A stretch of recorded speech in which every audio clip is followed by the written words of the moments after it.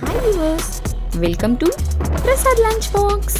ನಾನು ಅಶ್ವಿನಿ ಪ್ರಸಾದ್. ಇವತ್ತು ಶಾವಿಗೆ ಕಸ್ಟರ್ಡ್ ಪಾಯಸ ಮಾಡಿ ತೋರಿಸ್ಕೊಡ್ತಾ ಇದ್ದೀನಿ. ಇದನ್ನು ನೀವು ಬಿಸಿಯಾಗೂ ತಿನ್ಬೋದು, ಇಲ್ಲ ಅಂದರೆ ಇದನ್ನು ನೀವು ತಣ್ಣಗೆ ಮಾಡಿ ವಿತ್ ಐಸ್ ಕ್ರೀಮ್ ಜೊತೆನೂ ಸಹ ತಿನ್ಬೋದು. ಅದನ್ನು ಹೇಗೆ ಮಾಡೋದು, ಈಸಿಯಾಗಿ ಟೇಸ್ಟಿಯಾಗಿ ಹೇಗೆ ಮಾಡೋದು ಅಂತ ನೋಡೋಣ. ಇಲ್ಲಿ ಒಂದು ಬಾಣಲಿ ಇಟ್ಕೊಂಡಿದ್ದೀನಿ.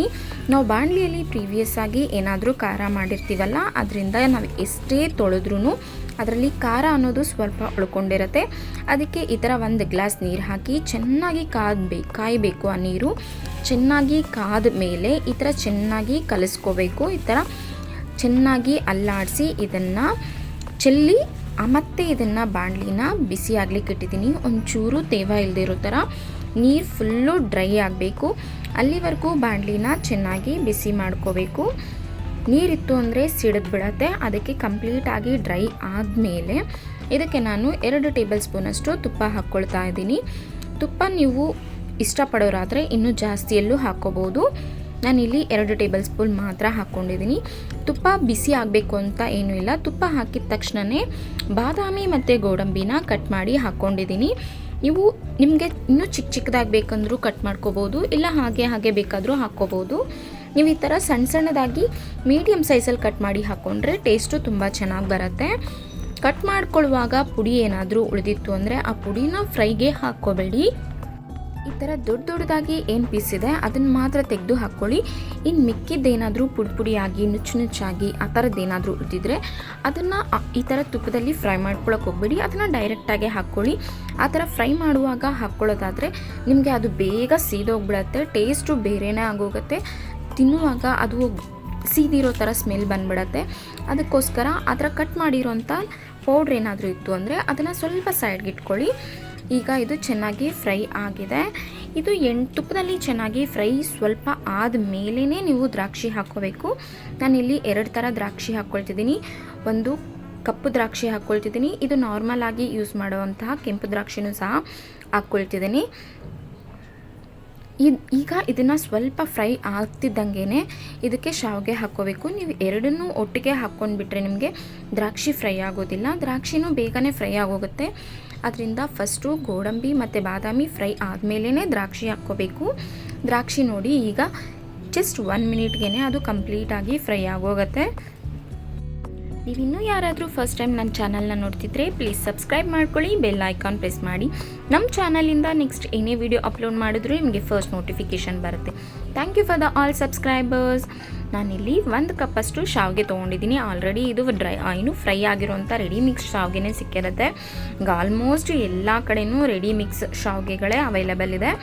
ಅದನ್ನೇ ನಾನು ತೊಗೊಂಡಿದ್ದೀನಿ. ಇದನ್ನು ಸ್ವಲ್ಪ ಬೆಚ್ಚಗಾಗುವಷ್ಟು ಮಾತ್ರನೇ ಹುರ್ಕೋಬೇಕು. ತುಂಬ ಕಲರ್ ಚೇಂಜ್ ಆಗಬೇಕು ಅನ್ನೋದು ಏನೂ ಇಲ್ಲ. ಸ್ವಲ್ಪ 2 ನಿಮಿಷ ಫ್ರೈ ಆದರೆ ಸಾಕು. ನಾನಿಲ್ಲಿ ಆಲ್ರೆಡಿ ಹಾಲನ್ನ ಕಾಯ್ಲಿಕ್ಕೆ ಇಟ್ಟಿದ್ದೆ. ಅರ್ಧ ಲೀಟ್ರ್ ಹಾಲನ್ನ ಸ್ವಲ್ಪ ನೀರು ಹಾಕಿ 1 ಗ್ಲಾಸಷ್ಟು ನೀರು ಹಾಕಿನೇ ಕಾಯ್ಲಿಕ್ಕೆ ಇಟ್ಕೊಂಡಿದ್ದೆ. ಈಗ ಹಾಲನ್ನ ಇದಕ್ಕೆ ಸ್ವಲ್ಪನೇ ಹಾಕ್ಕೊಂಡು ಕಲಿಸ್ಕೊಳ್ತಾ ಇದ್ದೀನಿ. ನೀವು ಬರೀ ಹಾಲನ್ನ ಅಂದರೆ ಹಸಿ ಹಾಲನ್ನ ಹಾಗೆ ಡೈರೆಕ್ಟ್ ಹಾಕ್ಕೊಂಡ್ಬಿಟ್ರೆ ಶಾವಿಗೆ ತ್ಯಾವ ಆಗೋಗುತ್ತೆ. ಆಗ ನಿಮಗೆ ಟೇಸ್ಟು ಬೇರೆಯೇ ಆಗೋಗುತ್ತೆ. ಕಾಯಿಸಿರೋಂಥ ಹಾಲನ್ನೇ ಹಾಕ್ಕೊಂಡ್ರೆ ನಿಮಗೆ ಬೇಗನೂ ಆಗುತ್ತೆ, ಪ್ಲಸ್ ಶಾವಿಗೆ ತೇವ ಅನ್ನೋದಾಗೋದಿಲ್ಲ. ನೀವು ಆ ಥರ ಏನಾದರೂ ಮಾಡ್ಕೋಬೇಕು ಅಂತಿದ್ರೆ ಇದೇ ಒಂದೇ ಪಾತ್ರೆಯಲ್ಲೇ ಮಾಡ್ಕೋಬೇಕು ಅಂತಿದ್ರೆ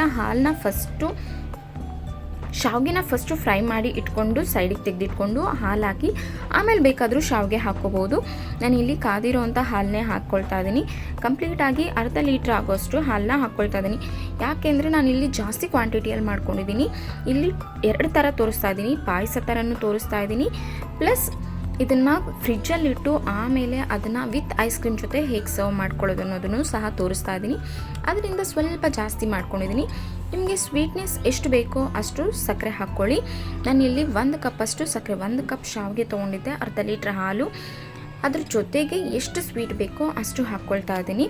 ನೀವಿಲ್ಲಿ ಬೆಲ್ಲ ಮಾತ್ರ ಹಾಕ್ಕೋಬೇಡಿ. ಬೆಲ್ಲ ಹಾಕಿ ಕಾಯಿಸ್ಕೊಳ್ಳೋದಾದರೆ ನಿಮಗೆ ಹಾಲು ಹೊಡೆದೋಗ್ಬಿಡತ್ತೆ. ಆ ಥರ ನಿಮಗೆ ಬೆಲ್ಲ ಹಾಕ್ಕೊಳ್ಬೇಕು ಅನ್ನೋರು ಏನಾದರೂ ಇತ್ತು ಅಂದರೆ ಕಂಪ್ಲೀಟಾಗಿ ಇದನ್ನು ಇಳಿಸೋ ಟೈಮಲ್ಲಿ ಬೇಕಾದರೆ ಬೆಲ್ಲನ ಆ್ಯಡ್ ಮಾಡ್ಕೋಬೋದು. ಈಗ ಇದಕ್ಕೆ ಸ್ವಲ್ಪ ಏಲಕ್ಕಿ ಹಾಕ್ಕೊಳ್ತಾ ಇದ್ದೀನಿ. ನಮಗೆ ಶಾವಿಗೆ 3/4 ಭಾಗ ಬೆಂದು ಆದಮೇಲೆ ನಾವು ಸಕ್ಕರೆ ಹಾಕ್ಕೋಬೇಕು.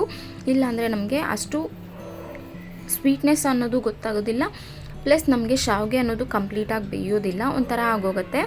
ಈಗ ನಾನು ಒಂದು ಕಪ್ಪಲ್ಲಿ 2 ಟೇಬಲ್ ಸ್ಪೂನಷ್ಟು ಕಸ್ಟರ್ಡ್ ಪೌಡ್ರನ್ನ ನೀರು ಹಾಕಿ ಕಲಸಿಟ್ಕೊಂಡಿದ್ದೆ. ಈಗ ಫುಲ್ಲು ಸಿಮ್ಮಲ್ಲಿಟ್ಟು ಕಸ್ಟರ್ಡ್ ಪೌಡ್ರನ್ನ ಹಾಕ್ಕೊಂಡು ಕಲಿಸ್ಕೊಳ್ತಾ ಇದ್ದೀನಿ.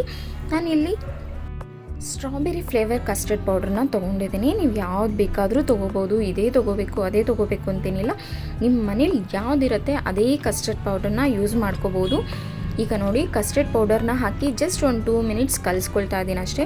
ನೀವು ಕಸ್ಟರ್ಡ್ ಪೌಡರ್ನ ಹಾಕುವಾಗ ಆಲ್ವೇಸ್ ಸಿಮ್ಮಲ್ಲಿಟ್ಟೆ ಹಾಕ್ಕೊಳ್ಳಿ, ಏಕೆಂದರೆ ಅದು ಬೇಗನೆ ಗಟ್ಟಿ ಆಗೋಗುತ್ತೆ ನಾವು ಹಾಕಿದ ತಕ್ಷಣ.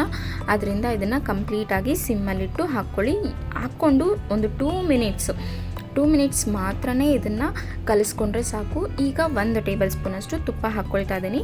ಈಗ ನೋಡಿ ಪಾಯಸ ಥರ ನಾನು ಸರ್ವ್ ಮಾಡ್ಕೊಂಡಿದ್ದೀನಿ. ಹಾಟಾಗಿ ಇದನ್ನು ಕಂಪ್ಲೀಟಾಗಿ ಪಾಯಸಕ್ಕಿಂತ ತುಂಬ ಚೆನ್ನಾಗಿರುತ್ತೆ. ನೀವು ಕಸ್ಟರ್ಡ್ ಯೂಸ್ ಮಾಡಿ ಪಾಯಸ ಮಾಡಿಕೊಂಡ್ರೆ, ಯಾರಾದರೂ ಮನೆಗೆ ದಿಢೀರಂತ ಗೆಸ್ಟ್ ಬಂದಾಗ ಈ ಥರ ಕಸ್ಟರ್ಡ್ ಪಾಯಸನ ದಿಢೀರಾಗೆ ಮಾಡ್ಕೋಬೋದು.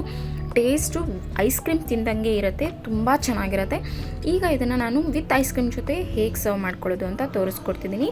ನಾನು ಏನು ಕಸ್ಟರ್ಡ್ ಪಾಯಸ ಮಾಡಿಟ್ಕೊಂಡಿದ್ದೆ ಅದನ್ನು ಕಂಪ್ಲೀಟಾಗಿ ಒಂದು 2 ಅವರ್ಸು ತಣ್ಣಗಾದಮೇಲೆ ಒಂದು 2 ಅವರ್ಸು ಅದನ್ನು ಫ್ರಿಜ್ಜಲ್ಲಿಟ್ಟು ತಣ್ಣಗೆ ಮಾಡಲಿಕ್ಕೆ ಇಟ್ಟಿದ್ದೆ. ಆ ಗ್ಯಾಪಲ್ಲೇ ನಾನು ಕಸ್ತೂರಿ ಬೀಜ, ಕಾಮ ಕಸ್ತೂರಿ ಬೀಜ ಅಥವಾ ಸಬ್ಜಾ ಸೀಡ್ಸ್ ಅಂತ ಹೇಳ್ತಾರೆ, ಇದು ದೇಹಕ್ಕೆ ತುಂಬ ಒಳ್ಳೆಯದು, ತಂಪು ಮಾಡುತ್ತೆ. ಇದನ್ನು 2 ಅವರ್ ನೆನೆಸಿಟ್ಕೊಂಡಿದ್ದೆ. ಫಸ್ಟ್ ಅದನ್ನು ಒಂದು ಲೇಯರ್ ಹಾಕ್ಕೊಂಡಿದ್ದೀನಿ. ಈಗ ತಣ್ಣಗೆ ಏನಾಗಿತ್ತು ಶಾವಿಗೆ ಕಸ್ಟರ್ಡ್ ಪಾಯಸ ಅದನ್ನು ಹಾಕ್ಕೊಳ್ತಾ ಇದ್ದೀನಿ. ಅದನ್ನು ನೀವು ಹೀಗೆ ಹಾಕ್ಕೋಬೇಕು ಹಾಗೆ ಹಾಕ್ಕೋಬೇಕು ಅಂತಿಲ್ಲ. ನನಗೆ ಗ್ಲಾಸಲ್ಲಿ ಆಲ್ರೆಡಿ ಡಿಸೈನ್ ಇರೋದ್ರಿಂದ ಕಾಣಿಸ್ತಿಲ್ಲ, ಅದು ಲೇಯರ್ ಹಾಕಿದ್ರೆ ತುಂಬ ಚೆನ್ನಾಗಿ ಕಾಣಿಸುತ್ತೆ. ಈಗ ನಾನು ಬಾಳೆಹಣ್ಣು ಸ್ವಲ್ಪ ಕಟ್ ಮಾಡಿ ಇಟ್ಕೊಂಡಿದ್ದೆ, ಅದನ್ನು ಹಾಕ್ಕೊಳ್ತಾ ಇದ್ದೀನಿ. ನೀವು ಬಾಳೆಹಣ್ಣೆ ಅಂತಲ್ಲ ಯಾವ ಫ್ರೂಟ್ಸ್ ಬೇಕಾದರೂ ಹಾಕ್ಕೋಬೋದು. ನಾನು ಆಲ್ರೆಡಿ ಸ್ಟ್ರಾಬೆರಿ ಫ್ಲೇವರೇ ಕಸ್ಟರ್ಡ್ ಯೂಸ್ ಮಾಡಿರೋದ್ರಿಂದ ತುಂಬ ಫ್ರೂಟ್ಸ್ ಯೂಸ್ ಮಾಡ್ತಿಲ್ಲ.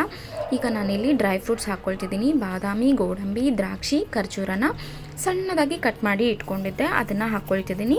ನೀವು ಇದಕ್ಕೆ ಪಿಸ್ತಾನೂ ಸಹ ಹಾಕ್ಕೋಬೋದು. ಇನ್ನು ಬೇಕಾದರೆ ಡ್ರೈ ಫ್ರೂಟ್ಸ್, ಡ್ರೈ ನಟ್ಸ್ ಯಾವ್ದು ಬೇಕಾದರೂ ನೀವು ಹಾಕ್ಕೋಬೋದು. ಪ್ಲಸ್ ಇದ್ರ ಮೇಲೆ ನಾನು ಮತ್ತೆ ಸ್ವಲ್ಪ ಸಬ್ಜಾ ಸೀಡ್ಸ್ನ ಹಾಕ್ಕೊಳ್ತಾ ಇದ್ದೀನಿ. ನೆನೆಸಿಟ್ಕೊಂಡಿರೋಂಥದ್ದನ್ನೇ ಹಾಕ್ಕೊಳ್ತಾ ಇದ್ದೀನಿ.